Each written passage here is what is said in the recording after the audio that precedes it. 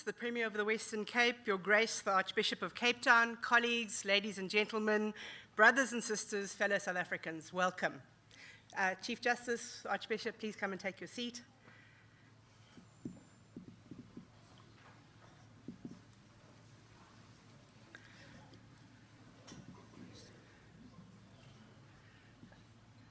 We'll proceed. Let's, are we waiting or? Please come. Okay. My name is Charlene Swartz, and I'm the chair of the Restitution Foundation. I'm also an executive director of the Human Sciences Research Council, one of the partners convening the conference today. It's my pleasure this morning, together with my sister Zinzima Kholodela, a fellow board member of the Restitution Foundation and also a director at Woolworths, just down the road, to welcome you to the second conference on restitution today. It's been 20 months since November 2016 when we met at the Castle of Good Hope for 2 days of windswept conversations. Many of you were there. Please won't you take your seats? We want to make some opening comments, and then we'll get going some more.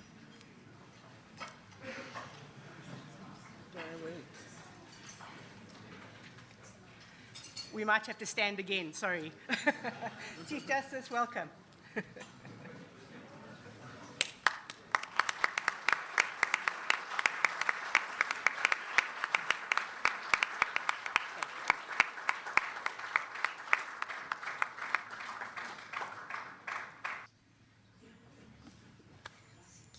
You may be seated. Thank you. A very warm word of welcome to all of you at the opening of the second Restitution Conference. A special word of welcome today to the Chief Justice of South Africa, Chief Justice Mogoeng-Mogoeng. We are really honored that you accepted our invitation to open the conference.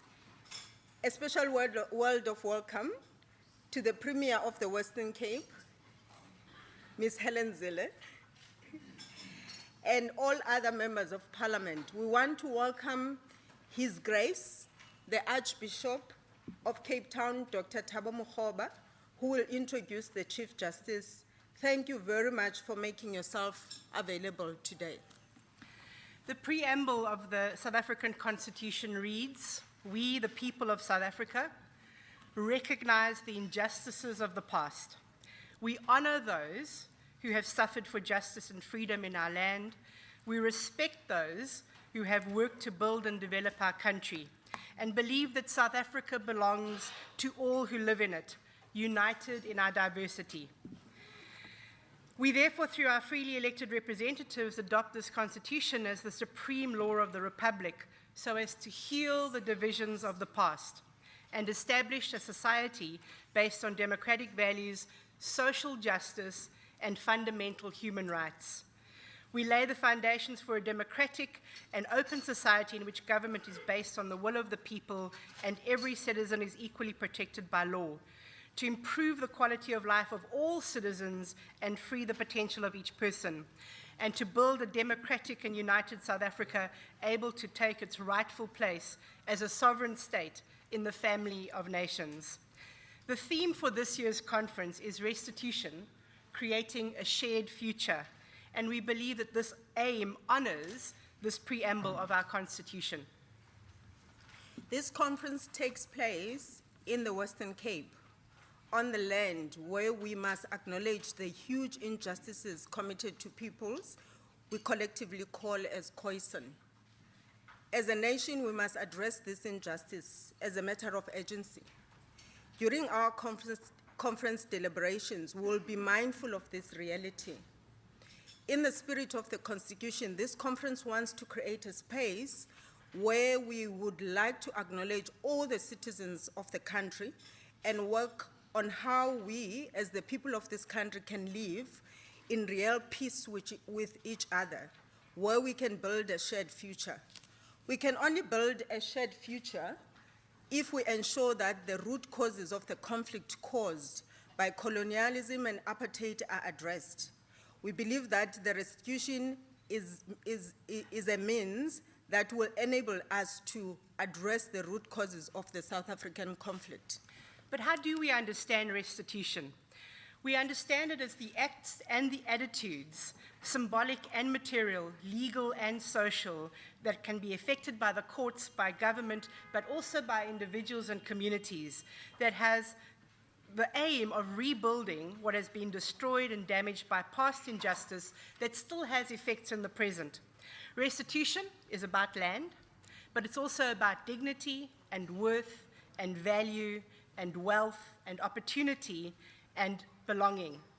It is about ensuring that suffering ends and that unjustly gained privilege is no longer perpetuated. As indicated earlier, this conference is a follow-up to the inaugural Restitution Conference held at the Castle of Good Hope on the 9th and 10th of November 2016. I remember that day like it was, or those 2 days like it was yesterday. The theme of that conference was restitution, something for everyone. The conference was attended by more than 500 people with more than 40 papers on different aspects of restitution. Many people at the conference expressed frustration that the time for talking about restitution has passed. It really has to happen now. Over the past 20 months, many of us in this room and beyond have been hard at work to create dialogues and to stimulate action for such a shared future. This conference will focus on the development of a strategy to make it happen. This year's conference is a partnership between HSRC, the Institute for Poverty, Land and Agrarian Studies at UWC, Stellenbosch University, the Warehouse Trust, the Institute for Justice and Reconciliation, the Institute for the Healing of Memories, the Castle of Good Hope, the Kulumani Support Group, the Dutch Reformed Church, and the Restitution Foundation. The conference starts with our opening proceedings this morning and is open to the public. A little bit later this afternoon, the partners will meet, about 35 of us, and we will draft a document that we will call the Restitution Charter about what is it that needs to be done in our country as practical steps. It really is time for us to do sorry rather than just speak about sorry. On Sunday morning, we will have another public meeting. We will meet tomorrow as well for the whole day as partners at the Castle of Good Hope. And on Sunday morning, between 10 and 12, an event to which you're all invited at the Grote Kerk, we will present this document as a sign and as a symbol of our intent. We will also host a conversation between Lukanya Kalata and Wilhelm Verwoerd, sons of our past, who themselves are working on ways to build a shared future. You're all very welcome to attend this event and to celebrate and to commit yourselves to the resolutions that we are about to embark on. Finally, we would like to thank very much the Konrad Adenauer Stiftung and the Townhouse Hotel for their generous support in making this conference happen. As is the ritual in the Restitution Foundation, as would formally open this conference, we invite all of you to stand up and say with us the litany of restitution. You'll find that at the back of your programs.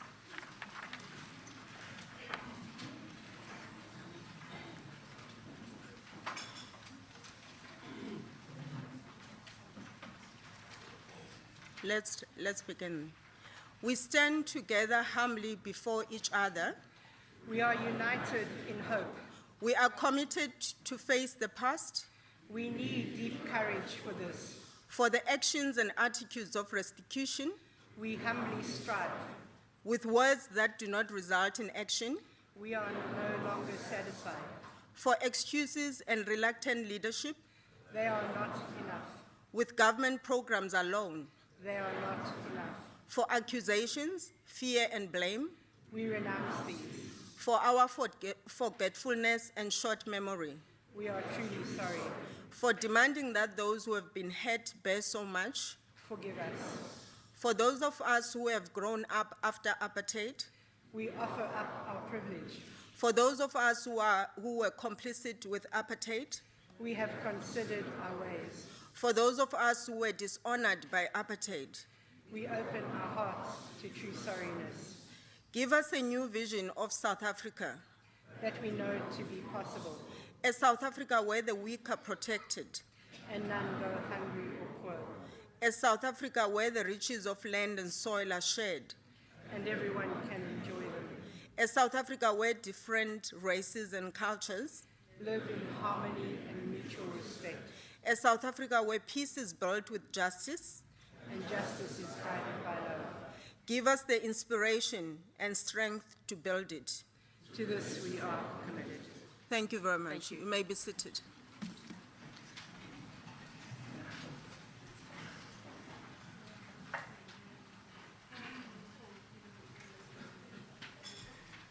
Thank you very much to Professor Swartz and Zinzim Golodela for the opening remarks. Ladies and gentlemen, it gives me great pleasure to ask the Archbishop of Cape Town, Dr. Thabo Makgoba, to come and introduce and welcome the Chief Justice on our behalf. And I'm very proud to say that the Archbishop is also a patron of the Restitution Foundation. Archbishop.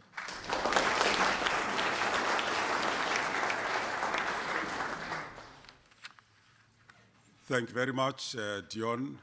I think before I do the introduction, I'm going to ask you to really give Dion an acknowledgement and a round of applause and his board for the work that they do. Let's give Dion.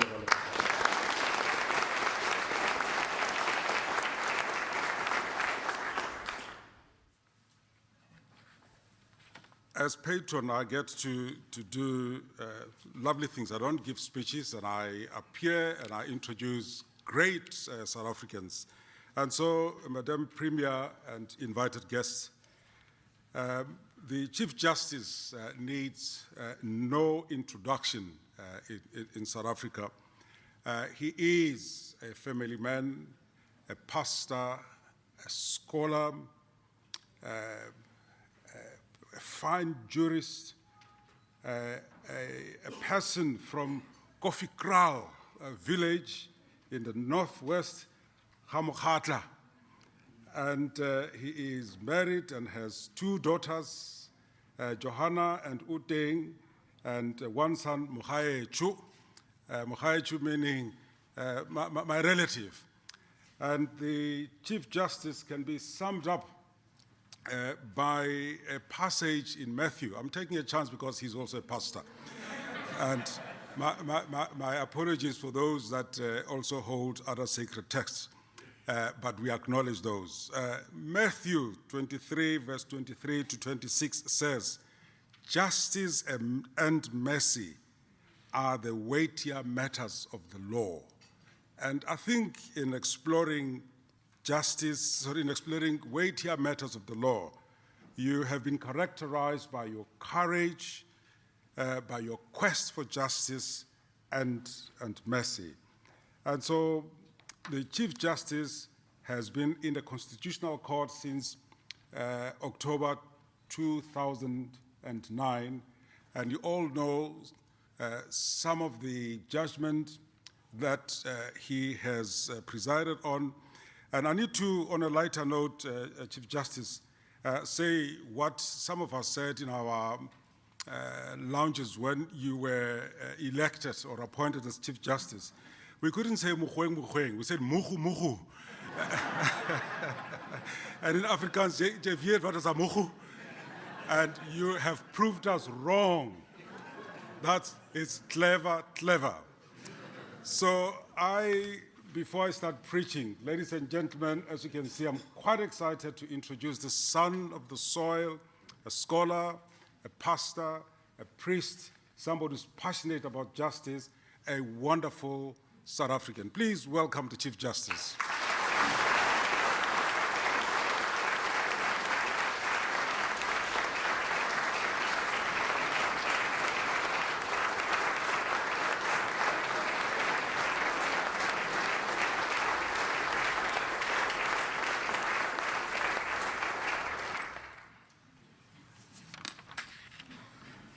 Program directors, the Honorable Premier of the Western Cape, Ms. Helen Zille,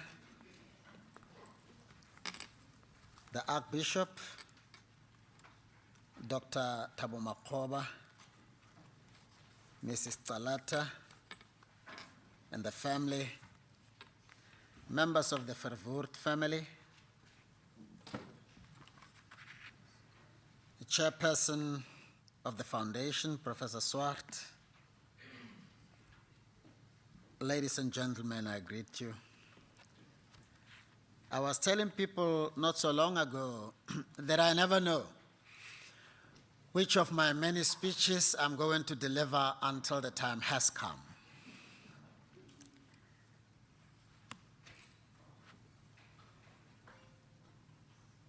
Let me begin anyway. I'm very thankful to both the Tsalata and the Verwoerd families for providing me with books in advance so that I have a sense of what is it that those who suffered for freedom or those whose loved ones suffered for freedom to the point of paying the ultimate price have really been through, and also to appreciate the possibility that no matter how much your forebears might have been consumed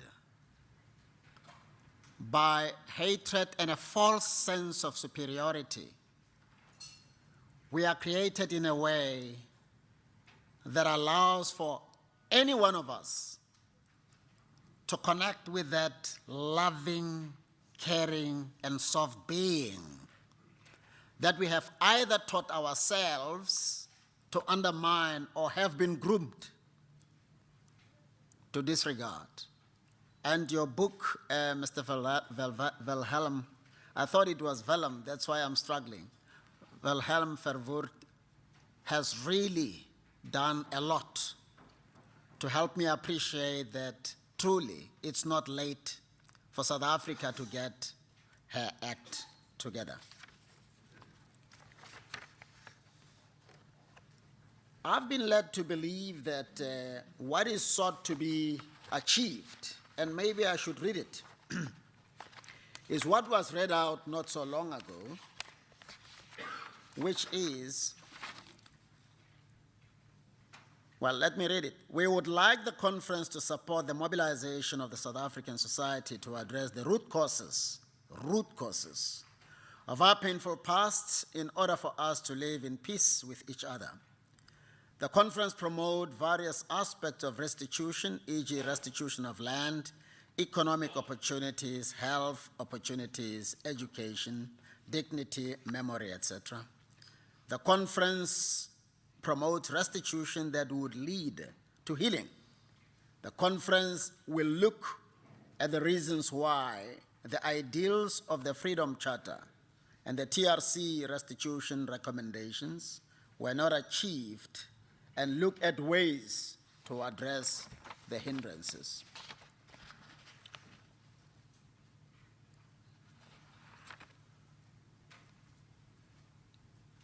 I was almost brought down to tears when Lucanio explained how, at a tender age of about 4, I think you were, had to grapple with the notion of losing a father. And his continued insistence that he actually saw his father enter a bus. That which they said contained his father did not contain his father. And how he held onto the dress of his mother. The pain, the depression that his mother had to contend with, especially how she broke down during the TRC hearings, how the journalists captured her emotions. And I think it's Dr. Alex Borain who also explained how that pain registered on him. losing his job in a manner that he did, for saying, we're all equal before the eyes of God. Dismembering him, cutting out his fingers in the manner that it was done. Basically bringing untold suffering to bear upon him. Now here is the point. Maybe I shouldn't even read my speech. I should just make a few remarks and take questions.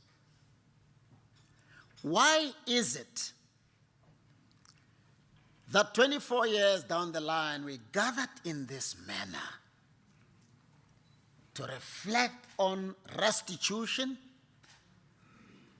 and towards a shared future? Why? What have we been doing all this long? What are the fundamentals that explain why the kind of progress we undertook to make, as set out in the preamble to our Constitution, or even in the Freedom Charter, has not been achieved? I think one of those fundamental questions that we must ask ourselves is this: did apartheid and its tendencies experience sudden death? If it didn't, did it ever die? And if so, at what point? What led to its death? Because I believe that we haven't made much progress because it's a very sensitive issue talking about apartheid, isn't it? It's like you are accusing your fellow countrymen and women. It's like you are accusing them of racism and heartlessness. Therefore, we rather sit back, not rock the boat, and assume that our progressive constitution will somehow find its way into the hearts and minds of South Africans and cause them to automatically become what the Constitution says we all ought to be and strive for.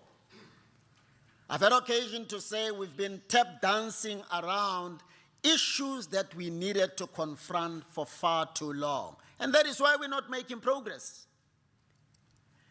And it's not for, we just didn't tap dance. It is dangerous, by the way, to confront issues that are at the heart of our lack of progress. It is dangerous. People die. They didn't just die during the apartheid era. They die whether in South Africa or around the world.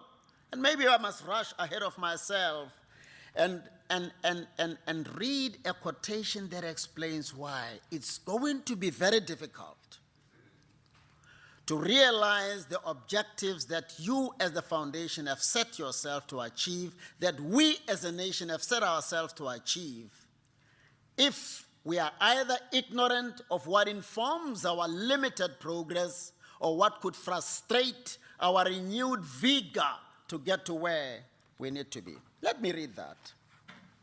A man by the name of, why am I forgetting this man? A man has written the book, and the title of the book is The Looting Machine. The name of the man is Tom Burgess. Now, he explains that some people in the corporate sector mean well, and that some politicians in Africa mean well, and some public servants in Africa mean well. But then he says the following, open quotes: the looting machine has been modernized. Where once treaties were signed at gunpoint, dispossessed African inhabitants of their land, gold, and diamonds, today, phalanxes of lawyers representing oil and mineral companies with annual revenues in the hundreds of billions of dollars impose miserly terms on African governments and employ tax dodgers to bleed profit from destitute nations. In the place of the old empires are hidden networks of multinationals, middlemen, and African potentates. These networks fuse state and corporate power.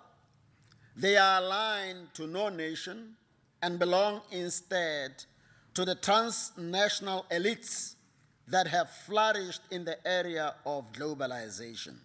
Above all, they serve their own enrichment closely. We know, and anybody who cares to know must be aware by now, that this has been exposed by many people. One called me last night, Dr.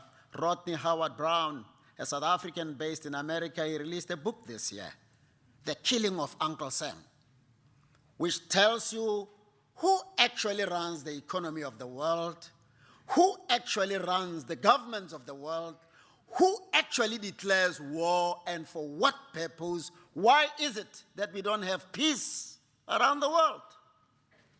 Until we confront this reality, we will outline all the good objectives that need to be realized, but no progress will ever be made.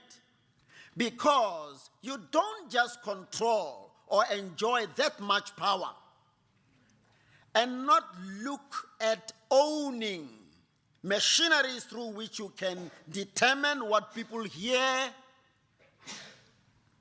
a machinery that will facilitate manipulation of narratives that go out there so that they can condemn everybody else but not you.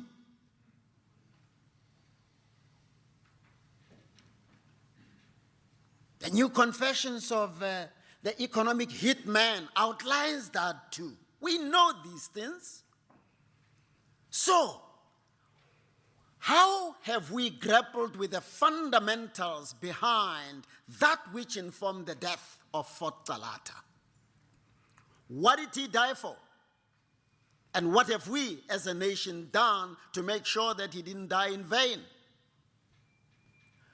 What plan is there to make sure that economic opportunities that are mentioned in the Freedom Charter and even in our Constitution are truly available to all? Where is the plan?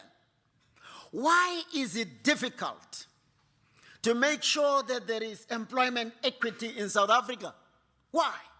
I was saying to some meeting, you don't even need the Employment Equity Act. You don't need any law to do the right thing if you are committed to it. You don't need all these amendments and everything else if you are committed to restitution. If it is in the heart, that is the best constitution you can ever ask for. That is the best law you can ever ask for. But why is there no change? Why is it difficult for South Africans to come together and say, you know what? We've been a mockery for far too long. We've been persecuting each other for far too long. We are one big family. Our color, our gender ought to make no difference. Let's sit together.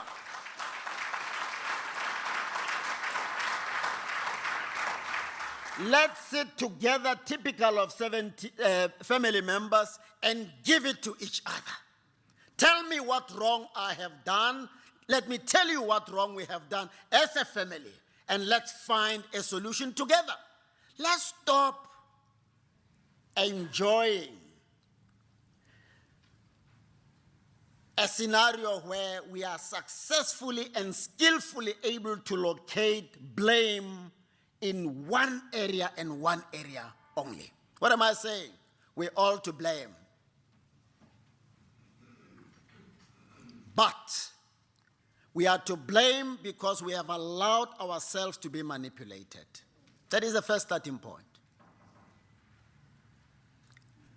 The truth of the matter is not as many women and black people participate meaningfully in the mainstream economy.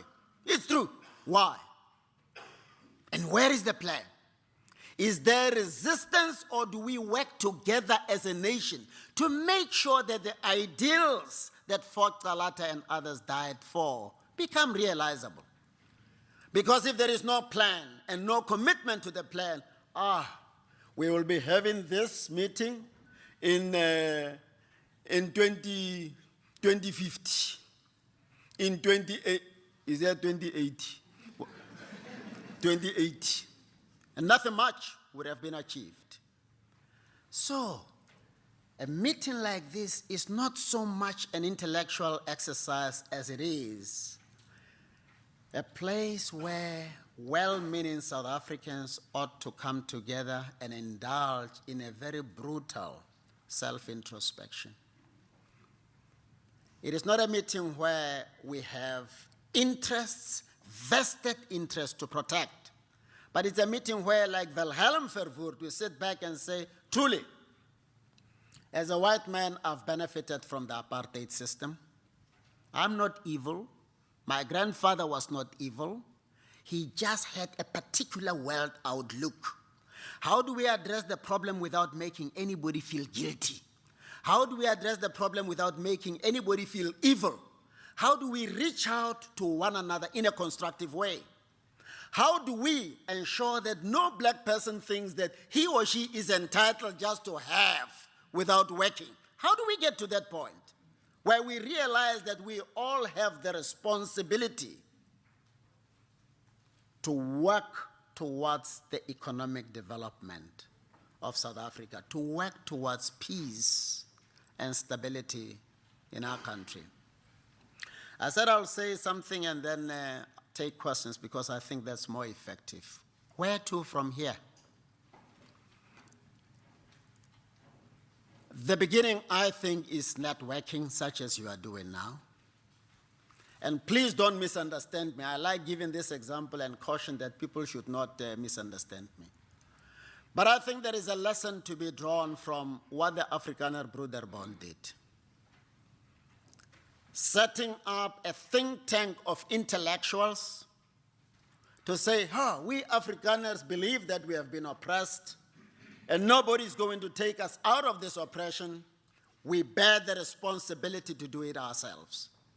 So who of our people have the technical know-how to make sure that as regards the economy, as regards governance, as regards education, agriculture, whatever else, we have a blueprint through which we can take ourselves out of where we are. So what am I saying? I'm not saying join the Afrikaner Broederbond. I'm saying establish think tanks wherever you are. Think tanks that will examine very critically.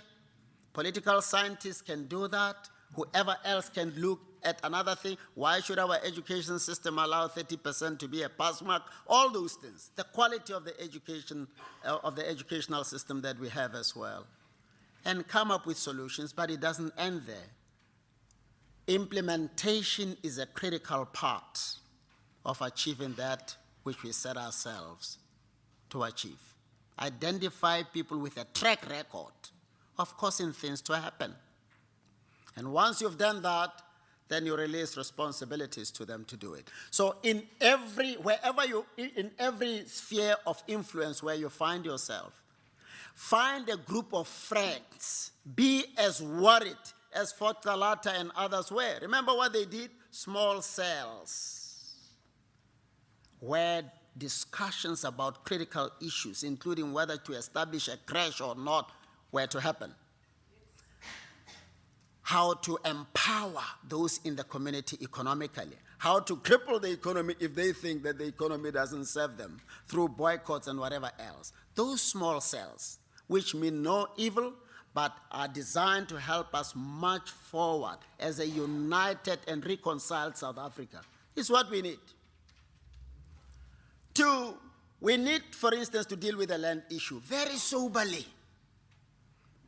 Very soberly. I know it's a very emotive issue, but it is people who are gathered here and others elsewhere who can gather as we have, who have what it takes to say, you know, this land issue, this land restitution issue can actually be dealt with in a way that leaves all South Africans happy with the solution.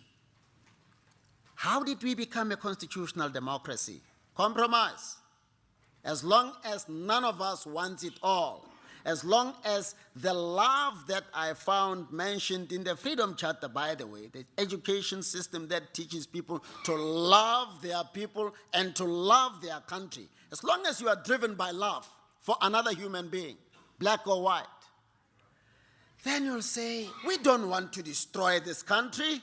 We've seen other countries destroyed by wars. Syria is one of them and many others. What is it that we can do to avert destroying one another because of land or economic opportunities. We have it here. I'm confident that there is nothing good that South Africans are determined to do that they can't do.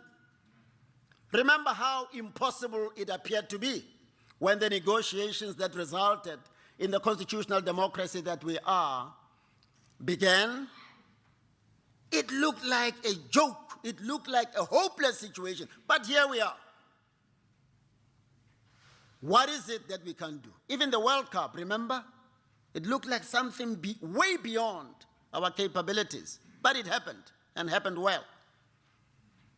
So let's pour our energies, our intellects, into finding a solution about the land issue, the economic issue, the educational system, any other thing, in a way that is acceptable to everybody. Persuasion, let's believe in our capacity to persuade others to do what will be not for my good, but for the good of us all. We've got amazing experts in the agricultural sector in South Africa. We need to retain that expertise without compromising principle. Anybody who goes to the farmers and gives them false hope is postponing the solution.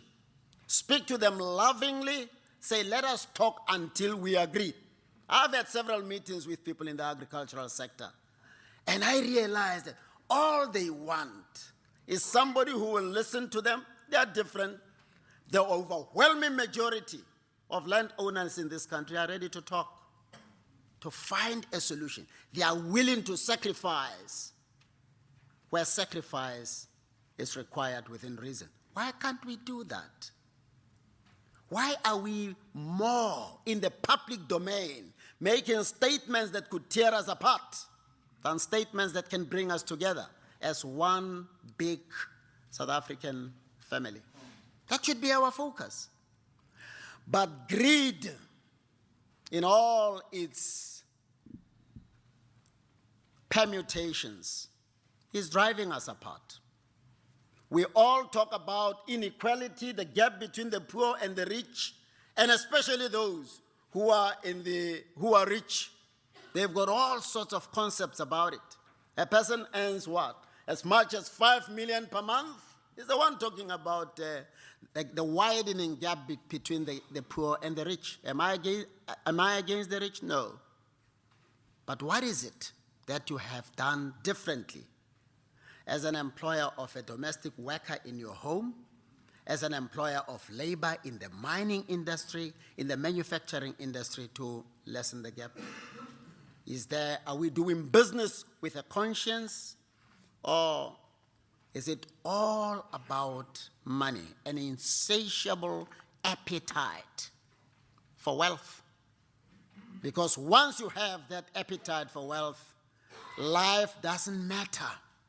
That is why the environment is not respected by some of those who do business. They don't care about the toxicity, and I say some advisedly. People die. People develop diseases. The environment gets destroyed. As long as